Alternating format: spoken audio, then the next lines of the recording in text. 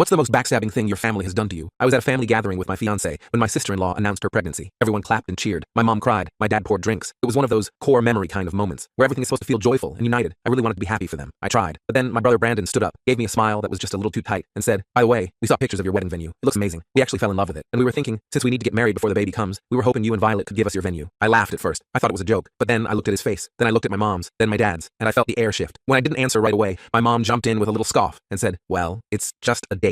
You and Violet can always push yours back a little. Brandon and Selma are on a tighter timeline." I didn't say anything. I was in shock. My fiancé squeezed my hand under the table. I think she was waiting for me to speak up, but honestly, I didn't know what to say, especially when Brandon chimed in with, "I'm sure my amazing brother doesn't have a problem with this." He even raised his glass to toast me. But then, for the first time in my life, I grew a backbone. I said no. They weren't having our venue, and if they thought they were, they could shove it. Instantly, my sister-in-law's tears started. She said I was ruining their wedding. My brother was hugging her, shooting daggers at me. My mom was trying to pull me aside for a little chat. It was chaos. So much chaos that me and my fiancé Violet didn't even stay. We left promptly. Of course, the next day, Brandon called me. He sounded desperate. Said he and Selma couldn't imagine getting married anywhere else. I stood my ground. I even offered to help them look for other venues. I sent over some that had similar vibes. He turned them all down instantly. "It's not the same," he said. Then my mom started calling every day, sometimes more than once. She used every guilt tactic in the book. "Brandon has always been more sensitive than you. This pregnancy hasn't been easy on Selma. You've always been the strong one." It was like they were running a coordinated campaign to wear me down. And it would have worked. It always worked. But this time, Violet wasn't having it. She told me flat out that if I gave in again, she'd lose it. A week later, my dad told me they had already told the extended family the wedding date was moving. He said it like it was a done deal. No apology, just matter of fact. That night, Violet lost it. She found out Brandon and Selma hadn't even looked at other venues. They were just waiting for us to fold. She said, "They don't even think it's a question. They think it's already theirs." Before we could even do something, it got even worse. The venue coordinator called me, confused, because she got an email from Brandon pretending to be me. He was trying to get the reservation transferred. That's when I snapped. I called my mom and told her this had gone too far. She said I was being difficult. Then she suggested we just have a backyard wedding. "You two are already so established together," she said. "You don't need all the fuss." I didn't sleep that night. Neither did Violet. The final straw was the venue meeting. Violet and I had scheduled a final walkthrough with the coordinator. We showed up early, or so we thought. But when we got there, Brandon, Selma, and both my parents were already inside. They were with the coordinator, talking about changing the layout and decor, like it was their wedding, like we didn't exist. When the coordinator saw me, she lit up and said, "Michael, so glad you're here. I was just telling them we couldn't make any changes without your approval since the reservation is still under your name." Everyone froze. Brandon looked like he swallowed a lemon. My mom turned pink. My dad folded his arms and narrowed his eyes like he was daring me to make a scene. I made one. I don't think I even planned to speak. It just spilled out. I said, "For once in my life, I found something that was just for me, for us, and you still couldn't let me have it. Not even this. Not even one damn thing." My dad stepped forward and said,